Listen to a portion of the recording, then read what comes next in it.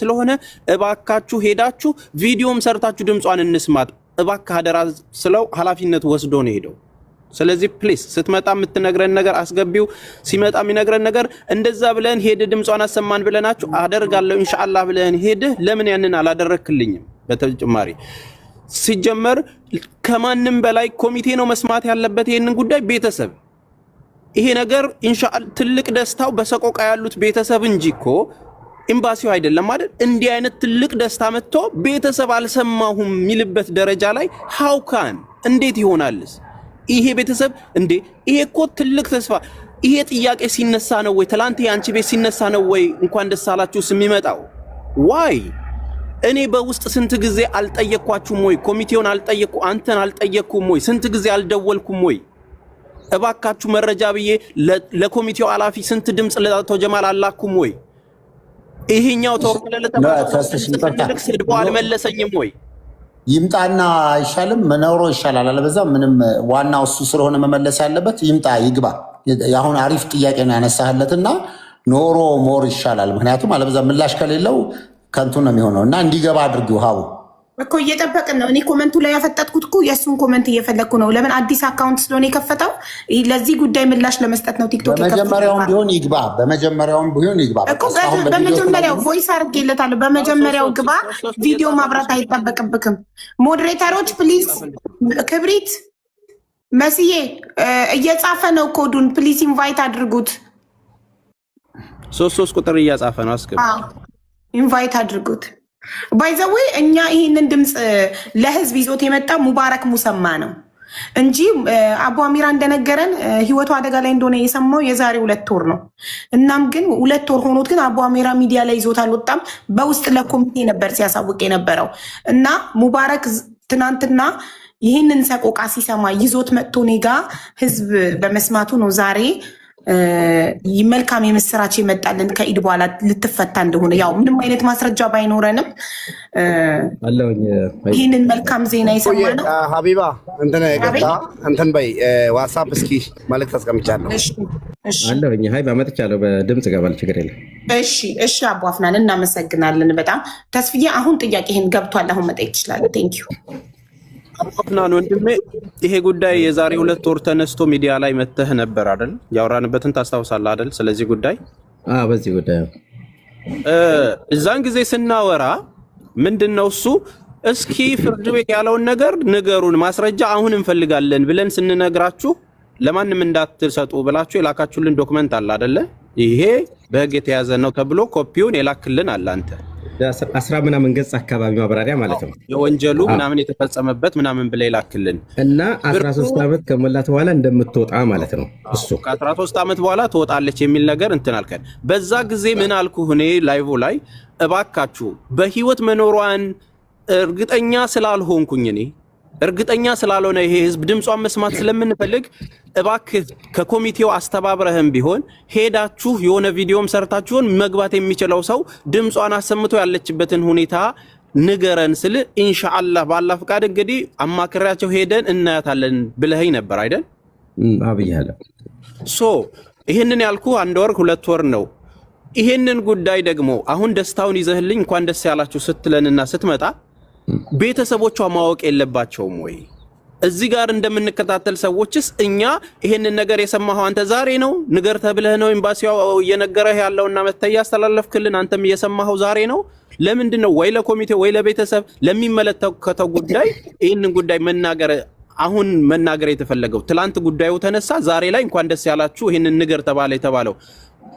ምንድነው የተለየ ነገር ኖሮ የመጣ ማለት ነው ሰውየውስ ይሄኛው ከፈረመ በኋላ ነው የሚመጣው ከሀገር ውጪ ስለሆነ የተባለው ሰው ዋን ባይ ዋን ብታረግለት አሁን የትኛውን እንደመለሰ የትኛውን እንዳልመለሰ አናቅም እኮ ብዙ ጥያቄዎች ነው ዋን ባይ ዋን ይመልስ እያንዳንዱ ጥያቄ መመለሱን እርግጠኛ የምንሆነው ዋን ባይ ዋን ስትጠይቅ ነው እና ከመጀመሪያው ጥያቄ ይጀምርና ይመልስልክ ያው ዛሬ የሚሰማው ነገር እኔ ጋር ሚጂው ስለነበረ ቴንክ ዩ ጥያቄ ስለጠየቅ እና እኔ አሁን በጣም ደስ የሚል ነገር የምነግራችሁ ነገር ምንድነው ትናንትና ማታ ድምጽ በመሆናችን እኛ ድምጻችን ተሰምቶ ልጅቷ ዛሬ ጠዋት ሆስፒታል ተወስዳለች እና በጣም እናመሰግናለን አትሊስት ሆስፒታል መወሰዷ ራሱ በጣም ልናመሰግን ይገባል ኤምባሲውን ሆስፒታል ስለተወሰደች ቴንክ ዩ አለፍ ተስፍሽ ጨረስ ዋው አባፍና እኔን ነው በቃ ያንን ነገር ይውና ነገሩን ያልኩትን ይሄንን መንገር የተፈለገበት ነገር በደንብ እሺ ታዩ አመሰግናለሁ።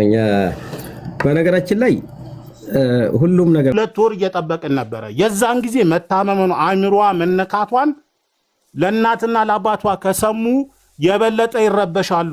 አባትየው አይናቸው ማየት በለቅሶ አይናቸው ማየት አቁሟል።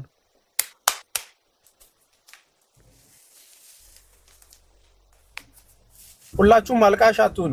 ኮሚቴው መጥቶ ማውራት ያለበትን ልጅቷ ከመሞታ በፊት ድረስ ለእህትህ የምትቆም ከሆነ ቀጥታ ኮሚቴው መጥቶ እንዲያወራ የምትገናኙትን ነገር አውጥተህ ተናገር። አትደባብቅ። አንተም በቃ ህዝቡ ማወቅ ያለበትን ነገር ለህዝቡ ተናገሩ። ኮሚቴው መጥቶ ማውራት ያለበትን ያውራ። ምንም የተሸፋፈነ ነገር መሆን የለበትም። አታላዝንብኝ። አሁን እዚህ ጋር ከድር ከድር ለእህትህ ድምፅ መሆን አለብህ። ይኸውልህ ሙባረክ ባዳው ሙባረክ ድምፅ ሆኖ ይዞ መጥቷል። ሪከርድ ቮይስ ሪከርድ እህትህ ኦልሬዲ አልቆላታል። ትንሽ ነው የቀራት። ደክማለች። ሞት አፋፍ ላይ ናት። ከሞተች በኋላ ከማልቀስ አሁን ከነ ነፍሷ እንድትወጣ ነፍሷ ሳይወጣ እስር ቤት ውስጥ እንድትወጣ አንተ የተደበቀ ነገር ካለ አውጣው። ማንንም አትፍራ እና ድምፅ እንሁናትና ኤምባሲው ምላሽ ይስጠን፣ ኮሚኒቲዎቹ ምላሽ ይስጡን። ወኪሉም ፎቶ ካለክ ላክልኝ፣ ፎቶ ለጥፊ ቪዲዮ ሰርች። ሳውዲ ውስጥ ኤምባሲም ሆነ ኮሚኒቲ ሰውየውን ይዞልን ይምጣ። ቁጥራቸው አለ። ቮይስ እያደረኩ እየመለሱ አይደለም፣ እየደወልኩ እያነሱ አይደለም። ስለዚህ እንዲመልሱልን በአንድነት ከጮህን ነው ጮህታችን የሚሰማው። ከሞተች በኋላ ከምናለቅስ እነሱ ፍላጎታቸው ሞታ ብሩን መብላት ነው።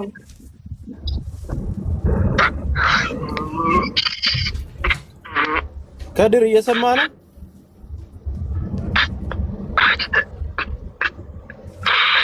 እየሰማኝ ነው። ሶፊዮ አለ። እስቲ እናትህም አለች አባትህም አለ። እስቲ ድምጻቸውን እንስማ። አትሊስት ድምጻቸውን እንኳን ሰምቶ ኮሚቴውም ሆነ በዛ ጉዳዩን ያሰው ቀራራ እነሱን ላናግራቸው አሉ። አንተ ቤት ነህ። እነ ማዘር ያናግሩ። ብቻዬን ኔትወርክ እምቢሲል ነው መጣሁት። ቲክቶክ እየባልቢ በቃ ኦልሬዲ ያለውን ነገር አውጥተህ መናገር ያለብን ነገር ተናገር። ሰፊዩም ካለ ይግባት። ቲክቶክ አካውንት አላችሁ አይደል? ግቡና ንገሯት ላይ ያለውን ነገር በቃ ምንም እንትን ማለት ነው።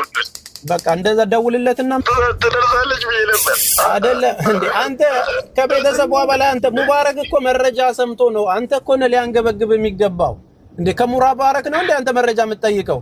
አንተ ጉዳዩን ይዘህ እንደ ቤተሰብ ሙባረክ ኢንፎርሜሽን ይዞ ስለመጣ ምንድነው ኢንፎርሜሽን ያለ ብለህ እኮ መጠየቅ የለብህም። ሙባረክማ ከዛ እስር ቤት እኮ ድረሱላት ብለው እህቶቿ አይላኩለትን ድምጽ ነው ይዞ የመጣው። ስለዚህ አሁን አንተ ማድረግ ያለብህ በይፋ ወጥተህ ኮሚቴውንም መጠየቅ ካለብህ ኮሚቴው መጥቶ እንዲያወራ፣ እዛ ውክልና የሰጣችሁም ሰዎች እንዲያወራ እንደ ቤተሰብ እንትን ነው ማድረግ ያለብህ። ብሩ በእናንተ ስም ከተሰበሰበ ከፍለ የተላከበት ካለ መውጣት ካለባት የተባለውን ነገር በግልጽ አውጥተህ ተናግረህ እህትን ማትረፍ ሲኖርብህ ሙባረክ ባመጣው ኢንፎርሜሽን ከሱ ትጠይቀዋለህ መልሰህ።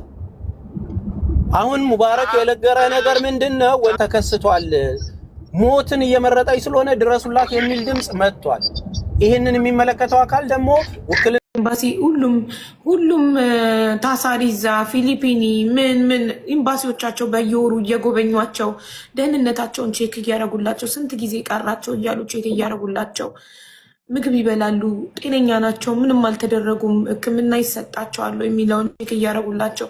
ለምንድን ነው ኢትዮጵያዊ ብቻ? ይሄ እኮ ራሱ እኮ የበታችነት እንዲሰማቸው እኮ ያደርጋል። ፈላጊ በቃ እኛ ብቻ ነን ኢትዮጵያኖች ብቻ ነን ፈላጊ የሌለን እንዲሉ እኮ ይሰማቸዋል። ይቅርታ አድርግልኝ ከአጀንዳ ወጣ እንዳትይኝ እንጂ እኛ ፈጣሪ እንጂ ምንም የለንም። ይኸው እናኔ ያለው ዱባይ ነው። ወላሂ ፈጣሪ ነው። ኤምባሲ ሳይሆን ኤምባሲ ያስፈልገኛል። አሳድሳለሁ ፓስፖርቴን።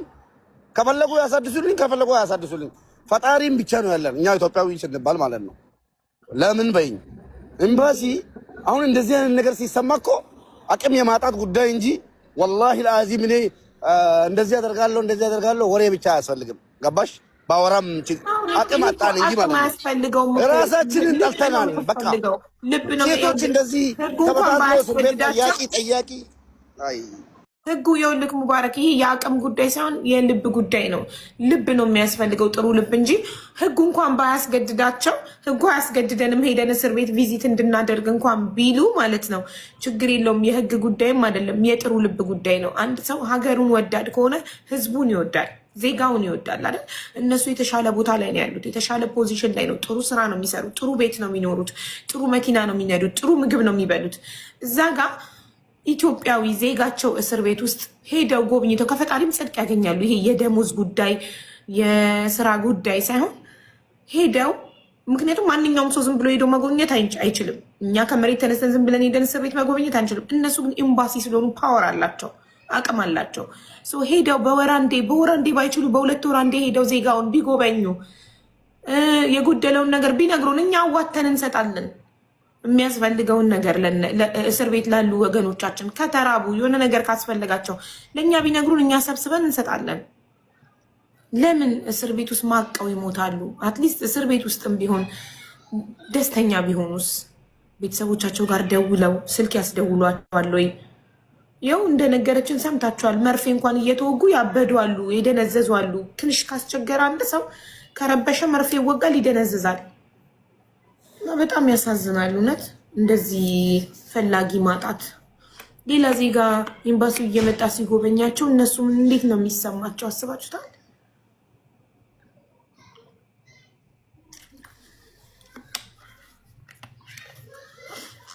ከኤምባሲ ሰፖርት ማግኘት አለባቸው እስር ቤት ያሉ ዜጎቻችን።